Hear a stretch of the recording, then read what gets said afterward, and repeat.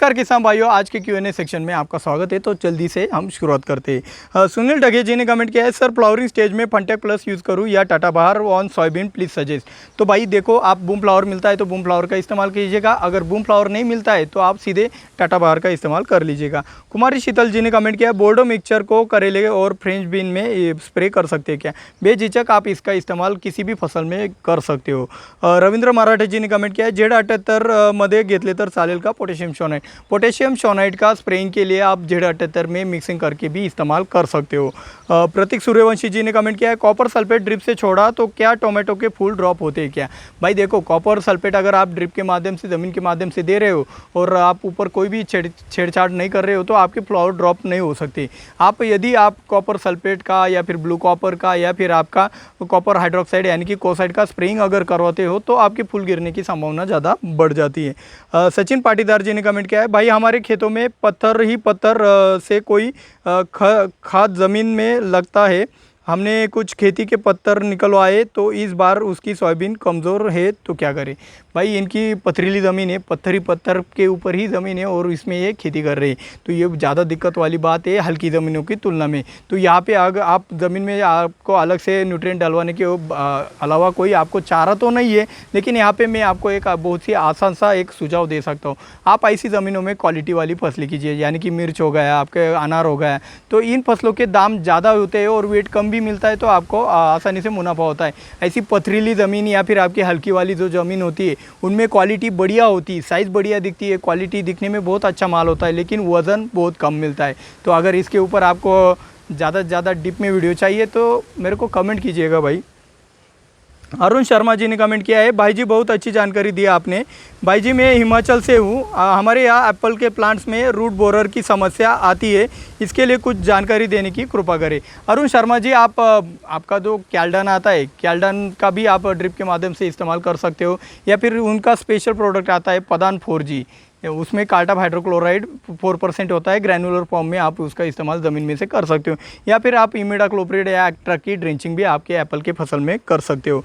मंदार वाबड़े जी ने कमेंट किया है, thanks very useful important information to me, then tell me what to spray in टोनली for powdery and downy which will not drop flower. भाई powdery और downy mildew और आपका flower भी drop नहीं होना चाहिए, ऐसा आपका सवाल है आपकी तोंडली की फसल में। तो भाई आप पाउडरी मिल्ड्यू के लिए लिक्विड फॉर्मुलेशन में आप स्कोर, मेरियन, एक्रेसियो, आपका फॉलिकेयर का इस्तेमाल कर सकते हो पाउडरी मिल्ड्यू और अर्ली ब्लाइट के लिए। और लेट ब्लाइट और डाउनी मिल्ड्यू के लिए आप जैम्प्रो, इक्वेशन प्रो, रनमैन, रिवर्स का इस्तेमाल कर सकते हो। सचिन हरगेले जी ने कमेंट किया है, #Q&A करके लिखा है, बहुत ही अच्छी आइडिया है भाई। आप #Q&A करके अगर कमेंट करते हो, आपको अगर आंसर चाहिए इस सेक्शन में, तो बहुत ही अच्छा तरीका बताया इन्होंने। अगर आप भी ऐसे करते हो तो आपकी कमेंट ज़्यादा से ज़्यादा संभावना होगी कि आपको आंसर इस Q&A सेक्शन में मिल सके। तो इनका सवाल ये है कि टोमेटो का स्प्रे की पूरी जानकारी देते तो स्प्रे का शेड्यूल और कीमत का फ़ायदा होगा। आपकी जानकारी फ़ायदेमंद हो रही है। आप जो ये जानकारी दे रहे हो, ये जानकारी कोई भी दुकानदार नहीं देता है, बल्कि वो उनके हिसाब से दवाई देकर किसान भाई को खर्च में डाल देता है। प्रोपेक्स सुपर एंड एम्प्लीगो, इनमें से कौन सा अच्छा है? भाई देखो, टोमेटो की A to Z जानकारी के लिए हमें 1 लाख सब्सक्राइबर तक का वेट करना पड़ेगा, उसके अंदर तो मैं नहीं बना सकता, मजबूरी यहाँ पे ही कैमरा लगाकर मैं आपको समझा सकता हूँ। जितना मुमकिन है उतना समझाने का कोशिश भी कर रहा हूँ। अगर आपको चाहिए A to Z जानकारी वाले तो मेरे को फील्ड विजिट करके वहाँ पे शूट करके अलग से बड़े वाले वीडियो बना के आपको देने पड़ेंगे, तो उसमें ज़्यादा मेहनत भी लगती है, खर्च भी लगता है और टाइम भी लगता है। तो भाई मेरे को सिर्फ आपसे कुछ पैसा वगैरह कुछ नहीं चाहिए, ज़्यादा से ज़्यादा चैनल को शेयर करके ज़रूरतमंदों के पास पहुंचा के अगर आप जल्द से जल्द 1 लाख सब्सक्राइबर बना देते हो तो मेरे को कॉन्फिडेंस आ जाएगा कि भाई हम ये काम कर सकते हैं। और रही बात प्रोपेक्स सुपर एंड एम्प्लीगो में से कौन सा बेटर है, तो भाई प्रोपेक्स सुपर आपको प्रिवेंटिव में बहुत ही अच्छा काम करता है, वैसे एज वेल एज आपके क्यूरेटिव में भी बहुत ही अच्छा काम करता है, और एम्प्लीगो तो बढ़िया है ही भाई। इन दोनों के वीडियो देख लो, आपको कौन सा कहाँ पर इस्तेमाल करना है ये भी पता चल जाएगा। रविंद्र आमटे जी ने कमेंट किया है, टोमेटो ब्लाइट को नेटियो प्लस स्ट्रेप्टो फंजीसाइड का स्प्रे किया है और दूसरे दिन proclaim plus carta plus M45 का स्प्रे किया है, लेकिन प्लांट थोड़ा स्ट्रेस में लग रहा है। Please suggest what is solution, we are from heavy rain area, Gadhinglaj district Kolhapur. भाई ये महाराष्ट्र से बहुत अच्छा लगता है भाई ऐसे कमेंट आते हैं। तो भाई गाँव का आप गाँव का नाम बताते हो बहुत अच्छा लगता है। तो भाई आपका इलाज ये है कि भाई अगर आपका प्लांट केमिकल स्ट्रेस से अगर स्ट्रेस में गया हो, तनाव में गया हो, तो आप सिलिकॉन या फिर सियाप्टन का इस्तेमाल कर सकते हैं। इसाग्रो कंपनी का सियाप्टन आता है, तो वो सियाप्टन अगर आपको सिलिकॉन भी अवेलेबल नहीं हो रहा है तो आप ग्रीन मिरेकल का भी इस्तेमाल कर सकते हो। लेकिन ग्रीन मिरेकल को आपको 2 से 3 स्प्रे डालने पड़ेंगे, तभी वो स्ट्रेस में से अच्छी तरीके से निकल जाएगा।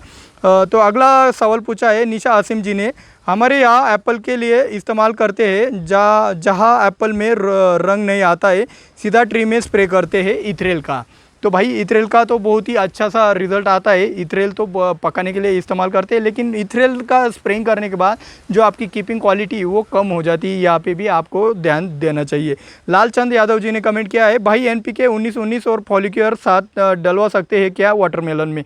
वाटरमेलन में क्या भाई, आप 19-19 और फॉलिक्यूर किसी भी स्प्रे में बेझिझक डलवा सकते हो।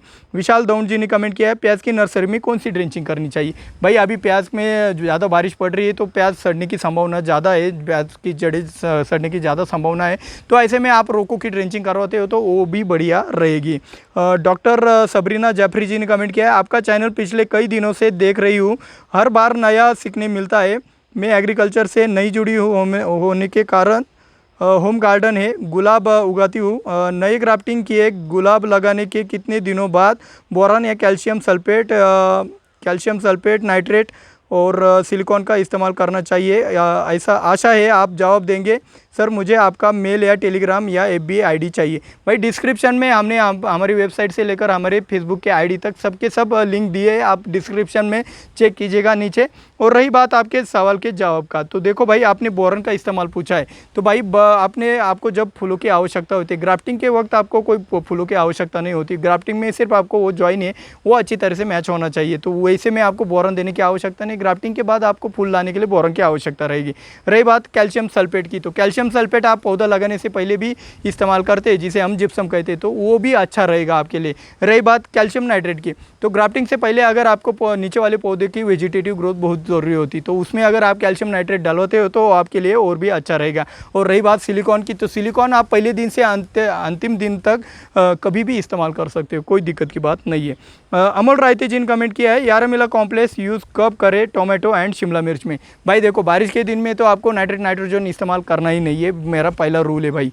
आपको कुछ ग्रोथ करनी तो वो किसी और फर्टिलाइज़र से कर सकते हैं, लेकिन अगर आपका मौसम खुला है तो आप इस यारामिला कॉम्प्लेक्स का पहले के यानी कि वेजिटेटिव ग्रोथ में आप इसका इस्तेमाल ककड़ी, जो लंबे इंटरनोड वाली जो फसलें वेजिटेटिव ग्रोथ जिनमें हमें लंबे इंटरनोड चाहिए, उनमें आप यारामिला कॉम्प्लेक्स का बहुत ही अच्छी तरीके से इस्तेमाल वेजिटेटिव ग्रोथ के लिए कर सकते हो।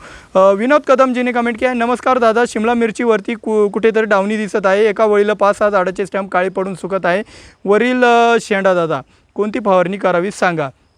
विनोद कदम जी के शिमला मिर्च के फसल में डाउनी मिल्ड्यू आ गया है, जिनके काले सिम्टम दिखाई दे रहे हैं, टर्निया काली पड़ के गिर रही है। ये पूछ रहे हैं अब क्या ट्रीटमेंट करें? देखो भाई डाउनी मिल्ड्यू तो कैंसर की जैसा है, एक बार हो गया सो हो गया, वो निकाल नहीं सकते, उसे रोक नहीं सकते। तो भाई उसे रोक नहीं सकते तो आपको एक काम करना चाहिए, अगर इसे आपको जल्द से जल्द रोकना है तो लॉक करना पड़ेगा। तो लॉक किससे किया जाता है अगर आपको पता होगा तो हमारा वीडियो देख लिया होगा आपने टिल्ट का, तो टिल्ट से आपको पहले एक लॉक कर देना चाहिए। तो मेरे पास एक बहुत ही आसान उपाय है कि लिक्विड बोर्डो प्लस टिल्ट का अगर आप इस शिमला मिर्च के फसल में अगर स्प्रेइंग करवाते हो तो आपका जो डाउनी मिल्ड्यू है वो लॉक हो जाएगा और ज़्यादा बढ़ेगा नहीं, और उसके बाद आपको रेगुलर प्रिवेंटिव में शेड्यूल चलवा देना चाहिए। और रही बात लिक्विड बोर्डो अगर आपके वहाँ पे नहीं मिलता है तो 200 ग्राम के लिए 200 ग्राम कॉपर सल्फेट का बोर्डिक्स मिक्सचर बना के भी आप उसके साथ टिल्ट का स्प्रेइंग करवाते हो तो आपका डाउनी मिल्ड्यू जगह पे रुक जाएगा। अगली कमेंट की आहे धुलगंध बालाजी ने, कपाशी फ्लॉवरिंग स्टेजवर आहे तर हारू व ॲसिटामाप्रिडची फवारणी केली तर चालेल का? भाई कपास आपकी फ्लावरिंग स्टेज पर है तो आप हारू का इस्तेमाल नहीं कर सकते क्योंकि उसमें सल्फर आता है, तो भाई ये गलत है। नवनाथ काकड़े जी ने कमेंट किया है, मिर्च में फूल लगे हैं, ड्रेंचिंग करें तो चलेगा क्या कैल्शियम नाइट्रेट का? भाई कैल्शियम नाइट्रेट का अगर आप ड्रेंचिंग करते हो और ऊपर फल फूल लगे तो भाई ऐसे ख़राब मौसम में ड्रॉपिंग होने की संभावना ज़्यादा रहती, तो ना ही करे तो अच्छा है। अमन चंद्रवर्षी जी ने कमेंट किया है, सोयाबीन में गोदरेज डबल का यूज़ करने का बेस्ट टाइम कौन सा है? भाई सोयाबीन में सबसे बेस्ट टाइम ये आपका फ्लावर से फ्रूट सेट होता है, तब आप इसका इस्तेमाल करेंगे तो आपको सबसे ज़्यादा रिजल्ट सोयाबीन की फसल में सेटिंग के वक्त मिल जाएंगे। अगर आपको गोदरेज डबल के बारे में ज़्यादा जानकारी चाहिए तो इस वाले वीडियो के ऊपर आप क्लिक करके वो वाली जानकारी आप पा सकते हो। मिलते हैं अगले वीडियो में। जय जवान जय किसान।